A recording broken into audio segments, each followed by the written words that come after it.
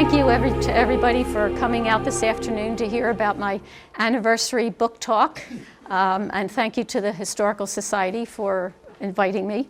I have a PowerPoint presentation on the early history of St. Mary's, but I thought first I'd give you just a little brief information about myself and my background. So as Carol said, my husband and I and our 3 daughters moved to Holliston in 1980. So that was over 40 years ago. I know that doesn't make me an official townie, but still, I do feel part of the town. And I love living in Holliston, and I feel blessed to have found this town when we didn't know anything about the New England area, really. So for a few years in the 1980s, I worked at the Holliston Public Library, and then I spent 25 years as a research and instruction librarian at Wellesley College. And I taught the students there what resources the library had for researching their papers. And I would help them with questions such as, I'm doing a paper on the Endangered Species Act of 1972, and I need to know when the act was first proposed, and I need to know what the arguments were for it and against it, and I need to know who introduced it, and I need to know the organizations that supported it or didn't want it to pass. And then I'm really focusing on whales. So I need to know for the 10 years prior and the 10 years after. I need to know the number of whales there were by year, by ocean, and by type of whale. So the research for St. Mary's book after that, piece of cake. Okay, so in the spring, I think it was spring of 2019, Father Mark Coiro, pastor of St. Mary's, called a meeting of anyone who wanted to help with the anniversary activities. So at that time, I was the unofficial librarian for the church. We have a small but nice selection of Christian and Catholic children's and adult books. So I maintained it and sometimes added to it.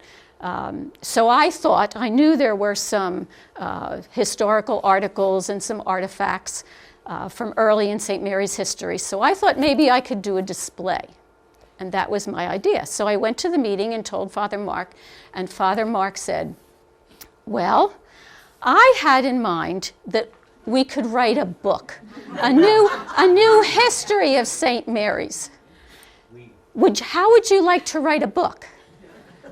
So I looked Father Mark right in the eye and I said, sure, I can write a book. And I didn't even have my fingers crossed behind my back. So that was the beginning. So I started researching. This was prior to the pandemic. So as Carol said, I spent some time looking at old newspaper articles up in the library. My husband and I went to the Archdiocesan Archives in Braintree. They had a file on St. Mary's to see what was there. We went to Boston College because they had paper copies of the Pilot newspaper, which is the Archdiocesan newspaper. So fortunately, I did all that before March 2020, when the pandemic hit. So after that, I could start writing. I could talk to parishioners of St. Mary's who were longtime parishioners to get some of their memories, if they had any artifacts, old programs, old anniversary booklets, anything like that. And I wanted to weave together a story. I didn't want it just to be a listing of this priest came at this time and then there was this priest and he did this. And I wanted to tell a story of the people who came together to form a faith community. So that was my idea starting out. So it did take a while to finish the book, longer than I anticipated, because once the pandemic hit, a lot of our anniversary activities were canceled, and I didn't want to end the book saying, and we had a lot of great things planned, too bad none of them happened. The end. So I wanted to make sure we had some activities to end on. All right, so the story of St. Mary's Parish really begins with the story of the Irish railroad workers. The Irish famine in the late 1840s and early 1950s caused a lot of emigration from Ireland, and a lot of people came to Boston. And so many people came to Boston, there was a lot of overcrowding, there was a lot of unemployment, and at that time they were building a railroad from Framingham to Milford. So a lot of the Irish workers came out this way to work on the railroad. So unfortunately, they ran into Phipps Hill. And I'm sure you all know where Phipps Hill is. If you're walking on the rail trail, it's the tunnel that you walk under that's under Highland Street. That was Phipps Hill. And to get through Phipps Hill, they had to shovel and pickaxe, and everything was by hand. So it took them a year to be able to break through this hill and continue on the railroad. And the workers had built some small shanties to stay in while they hacked through the hill. So after the year was over, some of them felt at home here in Holliston, had built a life for themselves, and they didn't want to move on. So that was the very beginning. This is Father Patrick Cudahy. He became pastor in Milford in 1857. The Milford Parish was formed in 1848, and the parish in Hopkinton, St. John's now, was built in the early 1850s. So before St. Mary's, parishioners could either walk or perhaps take a horse and carriage, either to Milford or to Hopkinton, but there was no parish in Holliston. Father Cudahy became pastor in 1857, and his parish included Holliston. This is a picture of the Unitarian Universalist Church. This was built in 1836, and this stood on the land where St. Mary's Church is now. So Father Cudahy bought the Universalist Church in 1867. It was vacant at that time. The Universalists had built another church and moved on. This was used by the Baptists at some point before their new church was built, and they moved on. So in 1867, it was vacant. So Father Cudahy bought the church, and his idea was to have masses said in that church. So you could, if you wanted to stretch it a little, say that that church was the first Catholic church in Holliston. But we don't like to dwell on that too much. All right. So Father Cudahy also, I think he figured this church wouldn't work forever. This was a temporary measure. He favored a piece of land in Mudville on Washington Street. I think it was between Pleasant Street and Spring Street maybe, and that's where he thought would be a good place for a Catholic church. So this is, and I apologize if the people in the back can't read all this. It is, this is reproduced in the book, so if you don't have a copy, if you would like to look at a copy afterwards, I have copies here.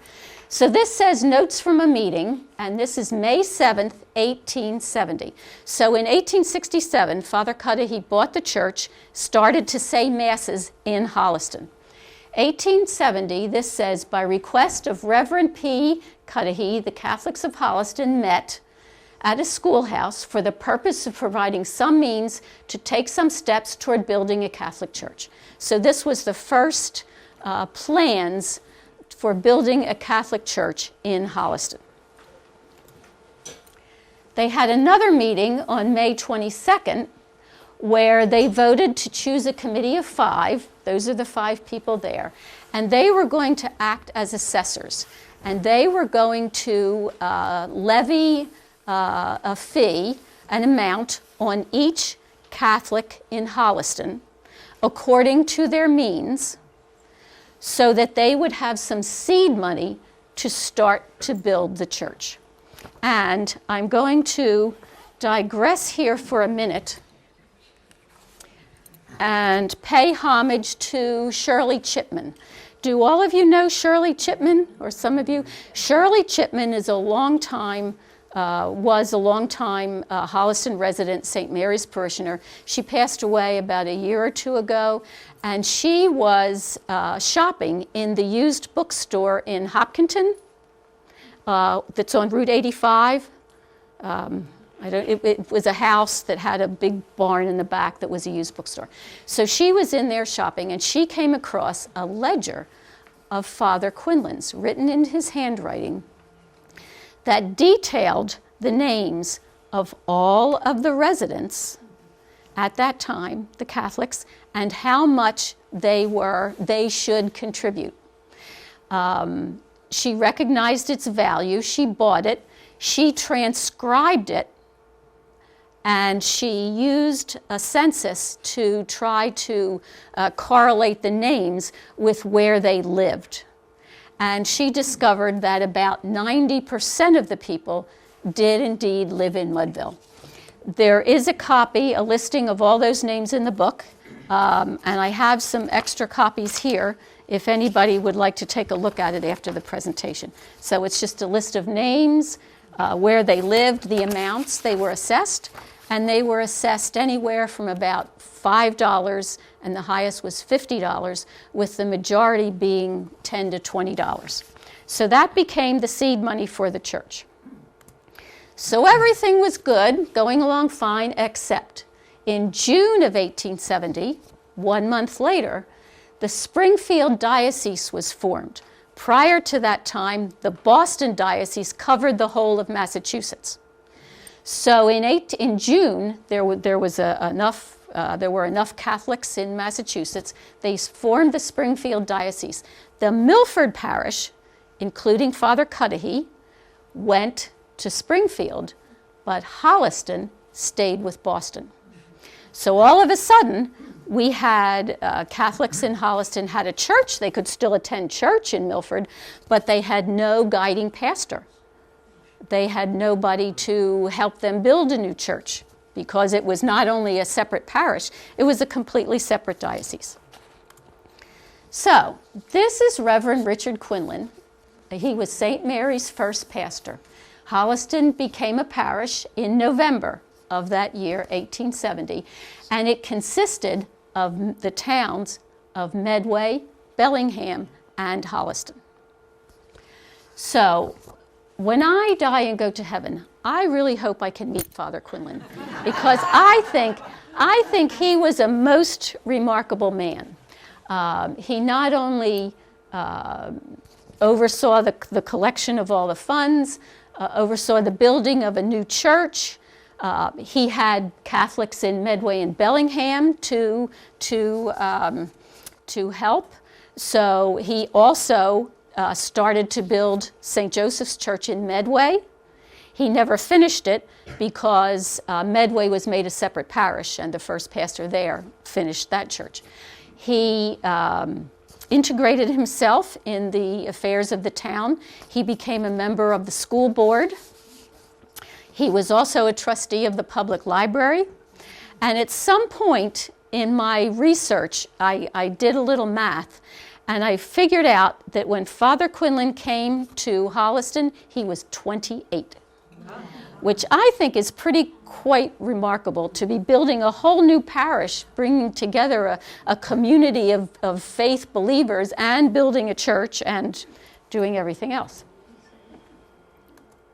So Father Quinlan, in addition to the ledger with all the people's names in it, he also kept a financial ledger, which we are fortunate enough to have.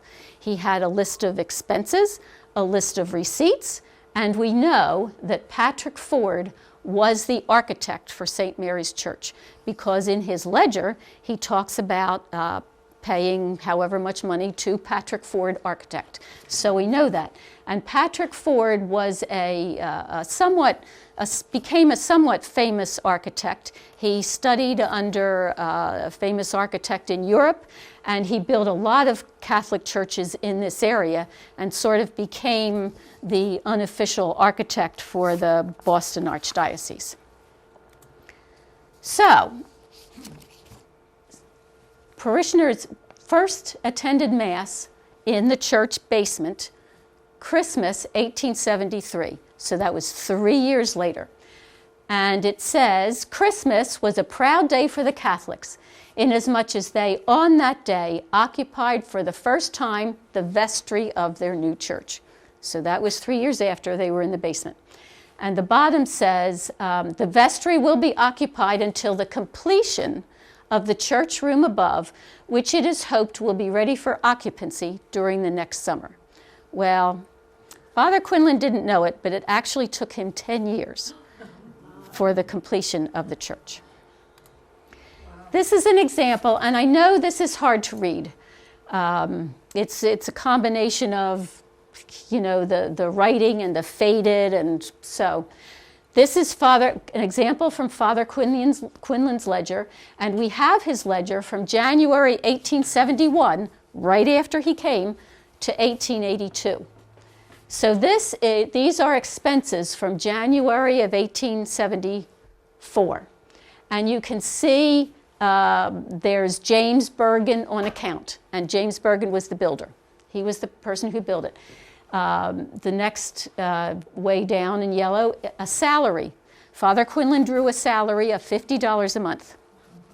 And this lasted through subsequent pastors until at least 1933, which is when our ledger records end. They paid $50 a month, $50 a month. That was it.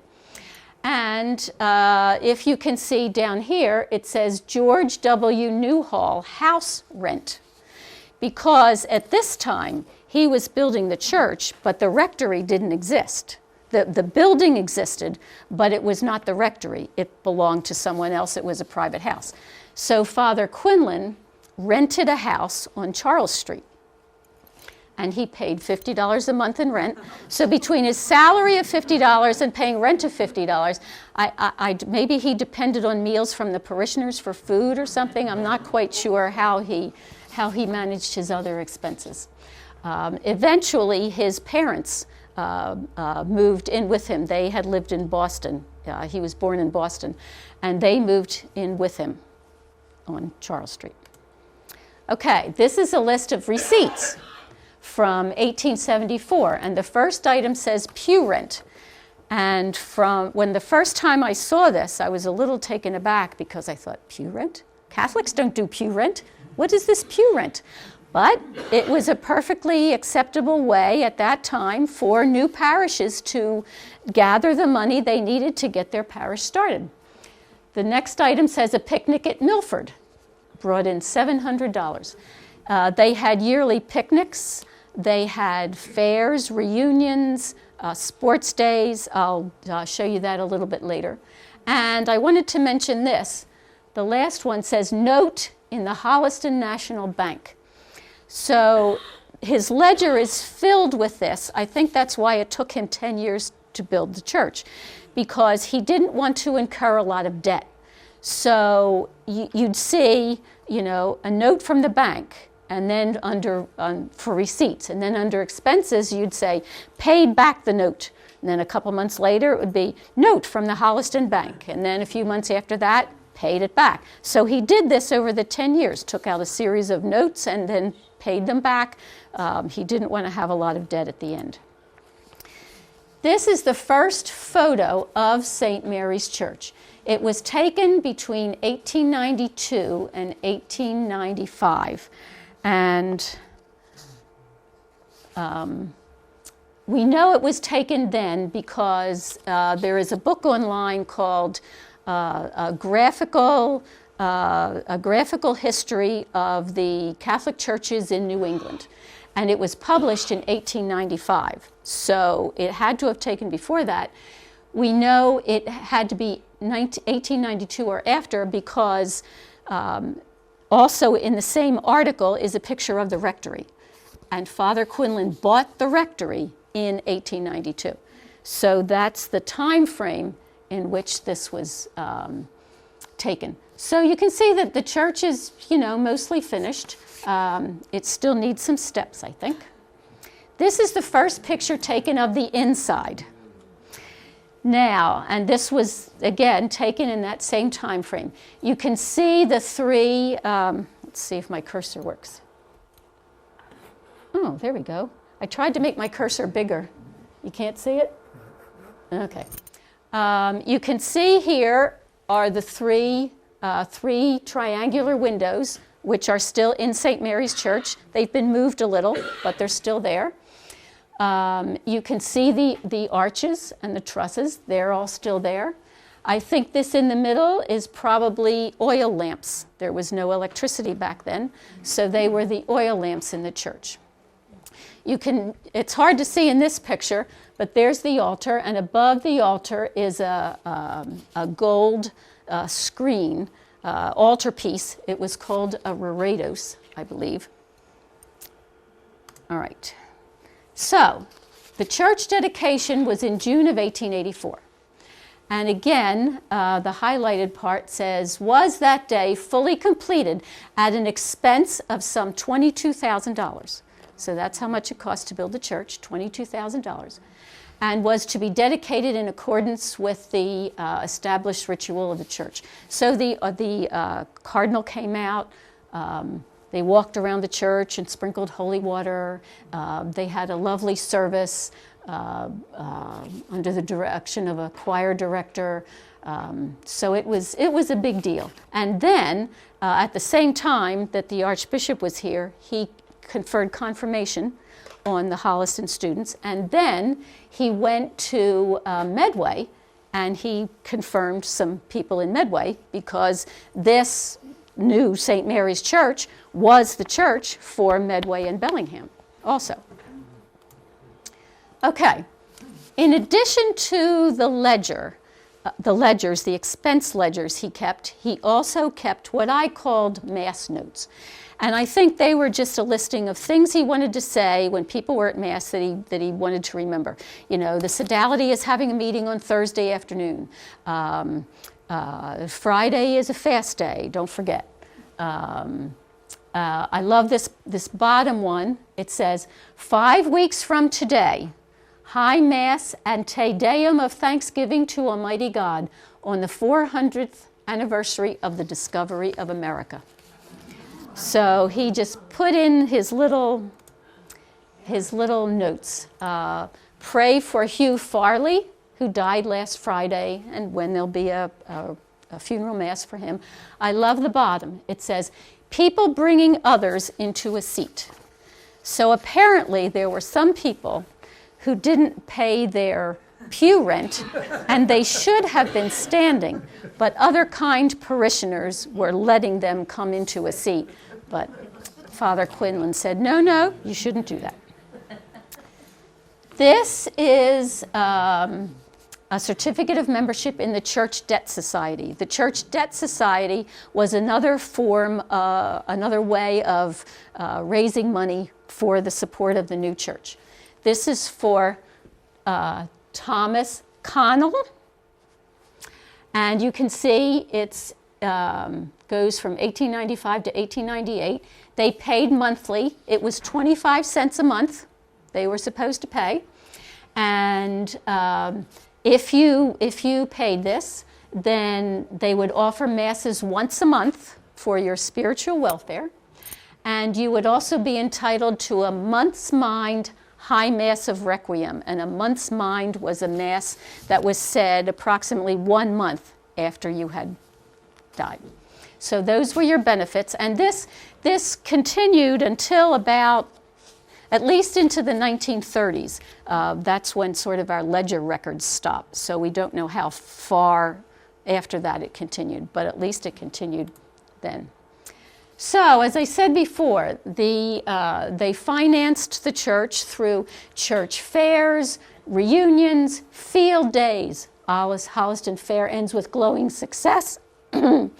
And these were big deals. I mean, they were big deals. This says, more than 1,500 enjoyed the sporting and entertainment program. So they drew people from all over the area. They had various tables. There was a married woman's table and a young lady's table, so they guess they couldn't share the same table. They had mock trials. They had plays.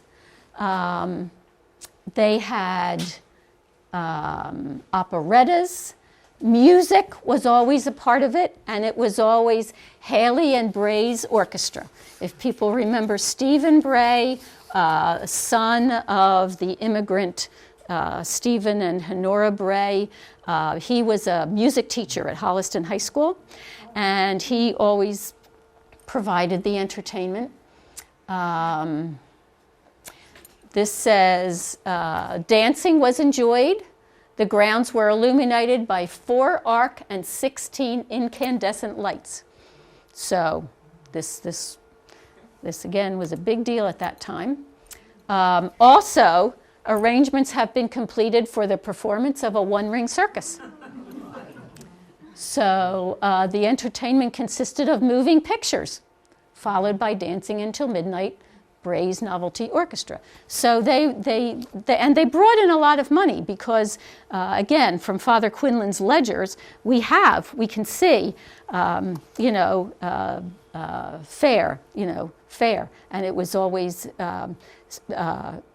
it's anywhere from say $700 to like over $1,000 it brought in.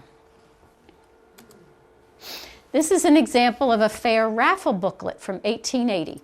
And you can see, or maybe you can't see, they were raffling off a silver pitcher, and the tickets were 25 cents each. And these are the people who paid 25 cents for a chance on the silver pitcher. And then they raffled that off. This is a picture of the rectory. Again, taken between 1892 and 1895. It's changed a little over the years. The 2 chimneys are now gone, replaced by 1 chimney in the middle. I think some of these buildings at the end are not there. I think that's where the current patio is. And as I said before, Father Quinlan didn't build the rectory. The rectory was there, and it was the former home of a Dr. Spring, a physician, and before that, it was owned by a tailor. And we can tell this from old map records and census records. And so, Father Quinlan died in the rectory in March of 1912. He was our longest serving pastor, 42 years. And you can see he was beloved by all.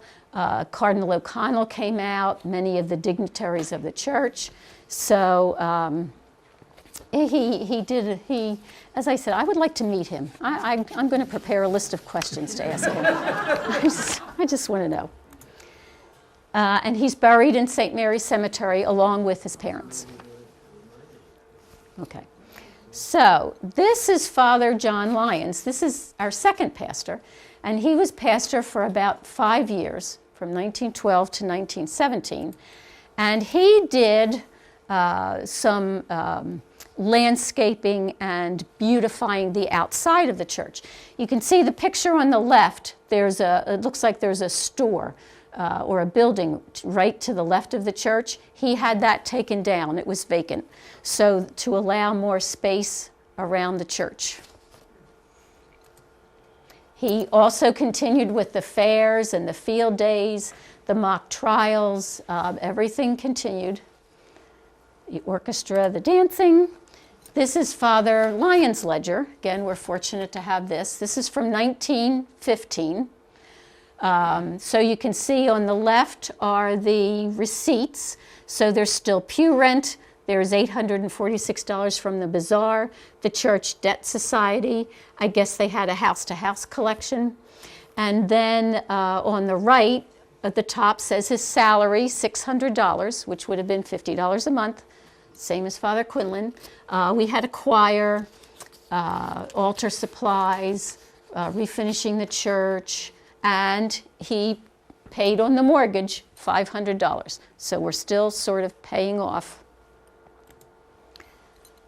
This is St. Mary's third pastor, Reverend Andrew Fitzgerald, and he was pastor for 11 years. And we have his ledger. So again, on the left, the pew rent continues, the church debt society continues. There's another bazaar, which apparently brought in over $2,500. There was a collection for coal, it says. And down here, on your left, he has the number of families, 120, and the number of souls, 520. So that's what he estimated was the membership of St. Mary's at that time. We still had the salary of $600. We're still paying on the mortgage, $1,000 on the mortgage. Okay. In 1919, he wrote a letter to Cardinal O'Connell. And this was one of the nuggets that I found when I went into the Archdiocesan archives. And I'll read it to you. It's not very long. It says, Your Eminence, I am returning today to the Chancery Office the canceled mortgage note, its corresponding deed, and fire policies on the church property of this parish. The property stands now without debt, the first time since its formation. So all those bazaars and 25 cents is here and 25 cents is there. And these people were not, the parishioners were not rich people. They, by and large, were farmers. They worked in the shoe and boot industry. They earned enough, and they supported generously St. Mary's. So the Cardinal wrote back a letter, and he just says, convey to you his hearty congratulations on the present financial status of St. Mary's Parish. Okay, so it's all good. So the next year, Father Fitzgerald wrote the Cardinal another letter, and I have to read this. Your Eminence, in order to receive, one must ask. Otherwise, he who has the granting of a favor would never know it was desired. I ask your Eminence to consider me for the Sacred Heart Parish of Mount Auburn, made vacant by the death of Father Coughlin. In a few months, I shall arrive at my silver jubilee in the priesthood. For nearly 4 years, I have been living in this small and lonely parish of Holliston. When I am 6 miles from my nearest neighboring priest, I am parish priest, I think, of the smallest congregation in the Archdiocese of Boston, when the door receipts will not average $25 on a Sunday.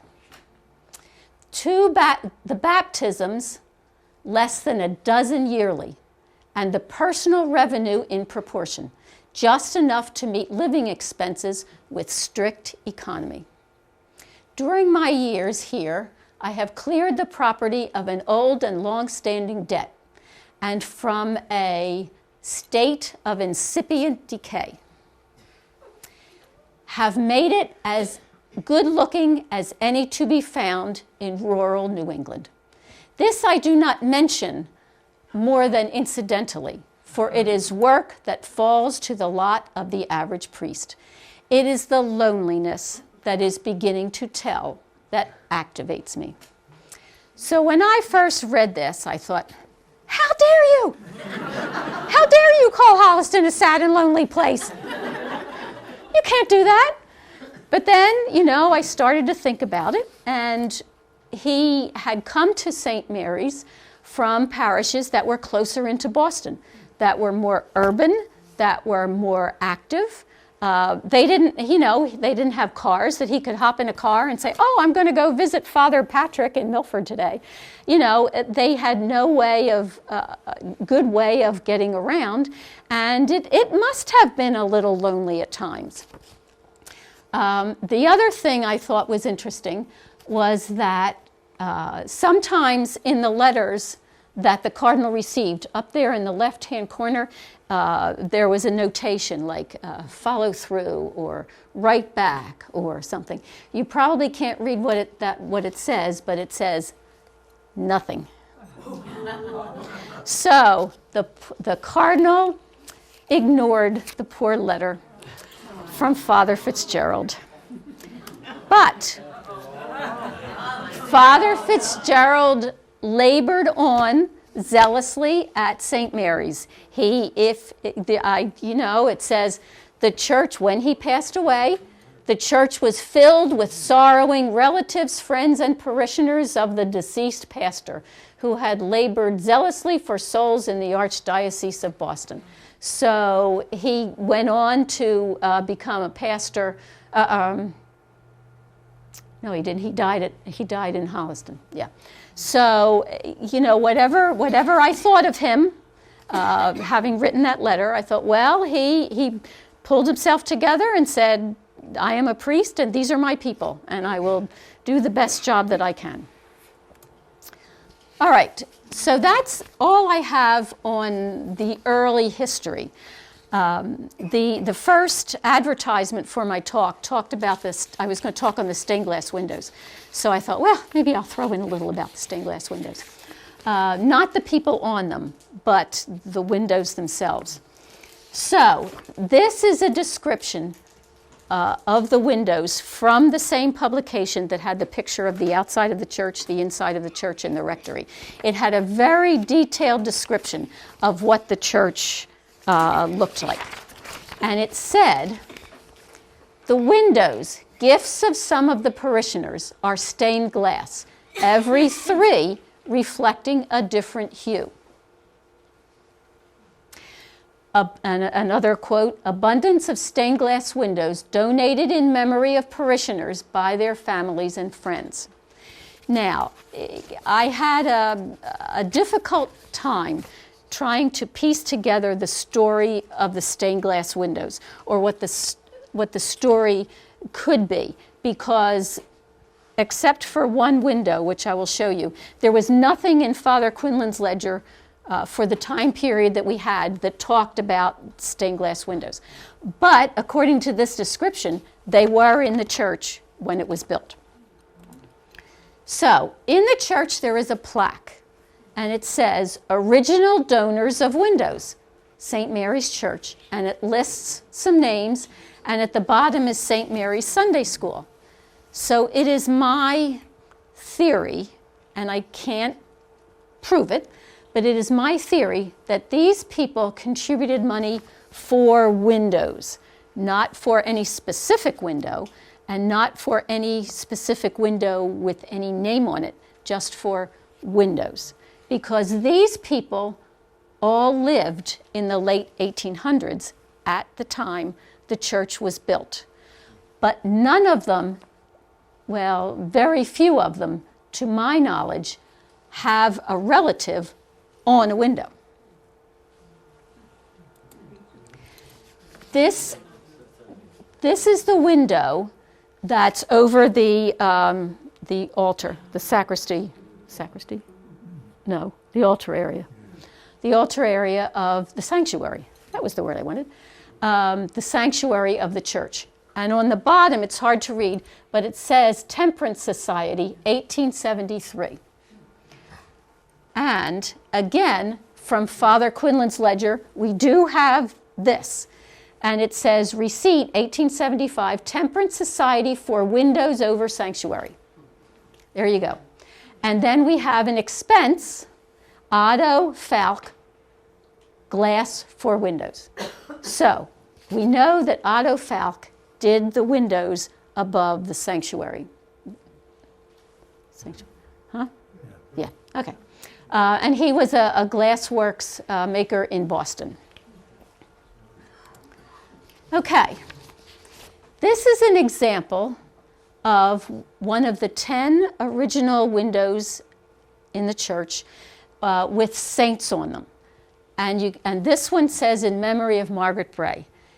If you look around the outside of the window, you can see that this pattern on the bottom matches the pattern on the top.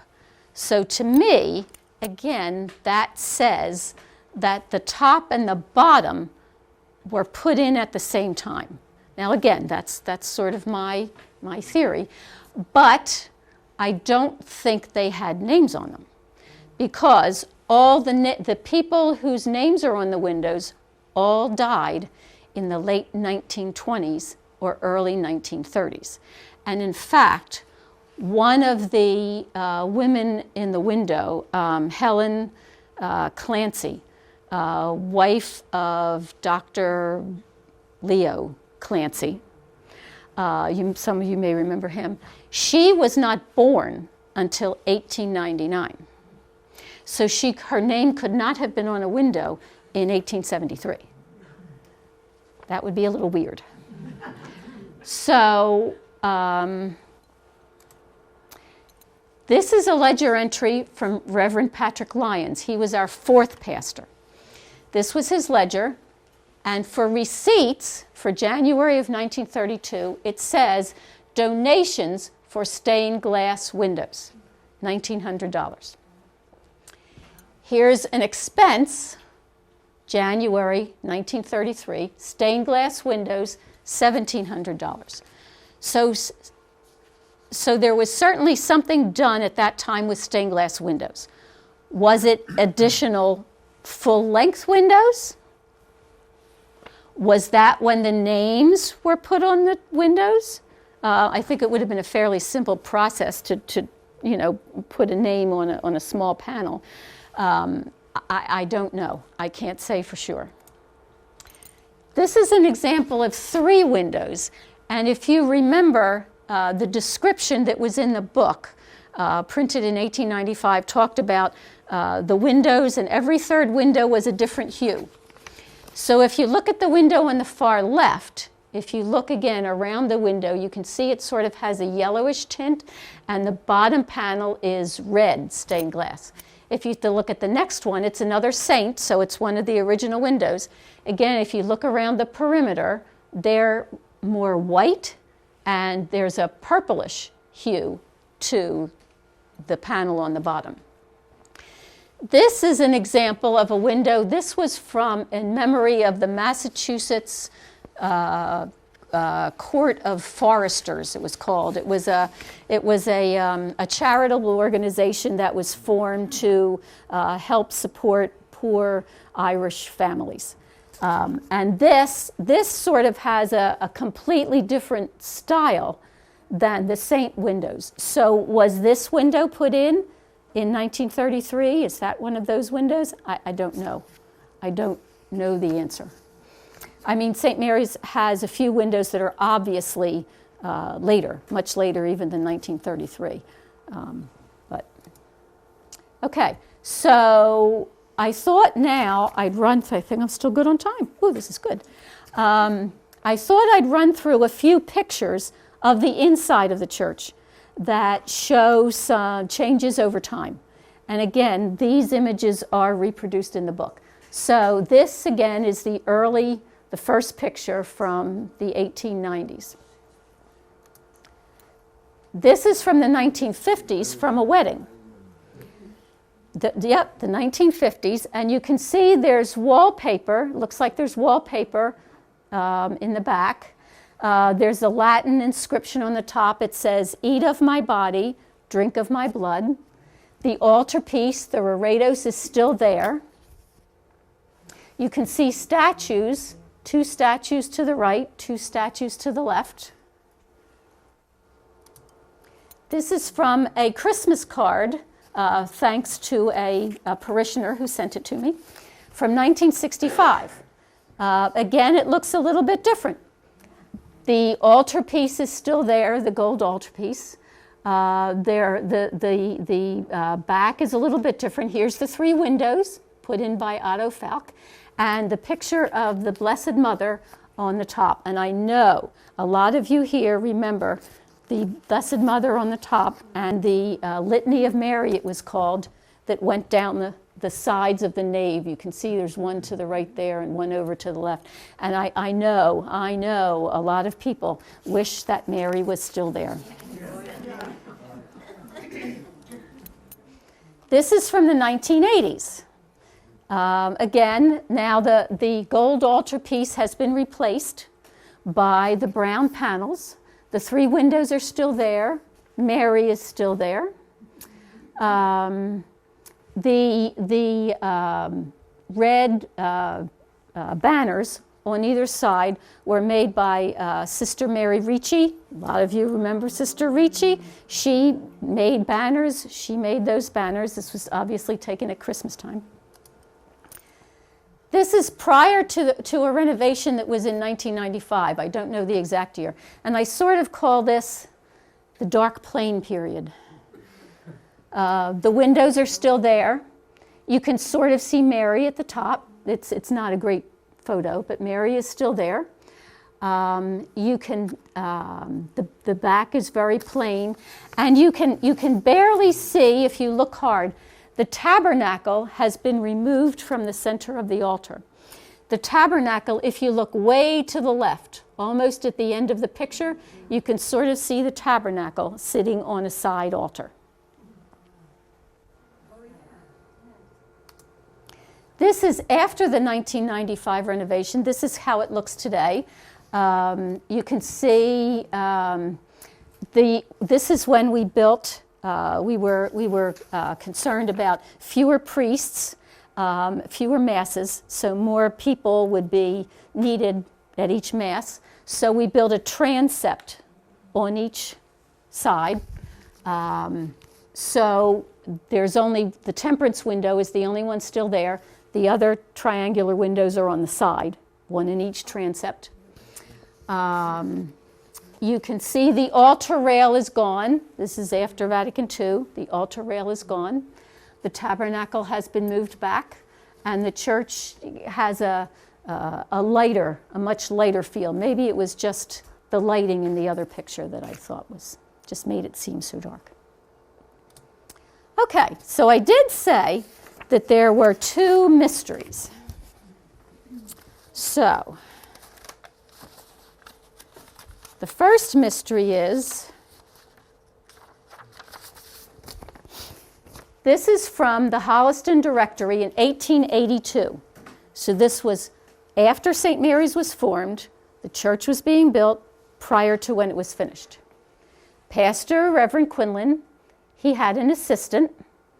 Masses at 8:30 and 10:30 alternately. Mission Chapel in East Holliston. The second mystery is, this is an article I found in the Pilot, the Catholic Archdiocesan newspaper, from 1882. And it says, the event in Holliston, Mass. Last week was in celebration by the Young Men's Catholic Association of the first anniversary of their organization. This society is under the direct supervision of Reverend J.F. Cummins. He was listed as an assistant to Father Quinlan, who acts as president and financier, don't know what that means, of the property, consisting of a gymnasium, reading, and game rooms.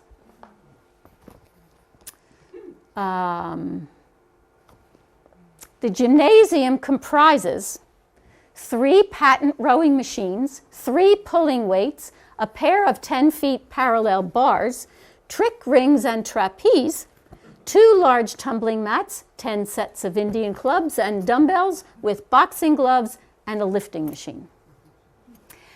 It was located in Pond's Block, which I think, again, with help from the Historical Society, is the block where at Washington and Central Street, where the antique store is and the barber shop and the little restaurant and the former Holliston Jewelers.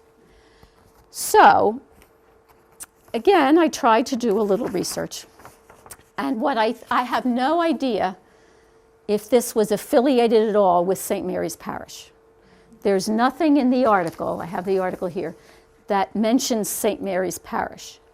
And when I looked for some more information on Father Cummins, his obituary says that he was assigned to Hopkinton, St. John's in Hopkinton, for a special project. And of course, in 1882, there was no rectory at St. Mary's. So I'm wondering if this was the special project and he lived in Hopkinton. I don't know for sure, I'm thinking. And around that time, there were a lot of sort of athletic clubs being formed. I think this was an attempt to keep the young men occupied so they didn't fall into nasty habits that would come to the attention of the Temperance Society. Because Father Cummins went to Boston College. And Boston College, in 1875, formed a Young Men's Catholic Association. And Father Cummins was very interested in sports. So, trying to put the puzzle pieces together, I'm wondering if this was, again, sort of a similar type thing. It invited an invitation is always tendered to the young men of adjacent towns to visit the gymnasium any weekday evening and exercise with the members. I don't know how long it lasted. This was the only article I found. Again, when I have more time in my next life, I could probably, look upstairs in the library at some newspapers and see if I could find anything about when it was founded, what its stated purpose was, or anything after 1882 to see how long it lasted. But I don't.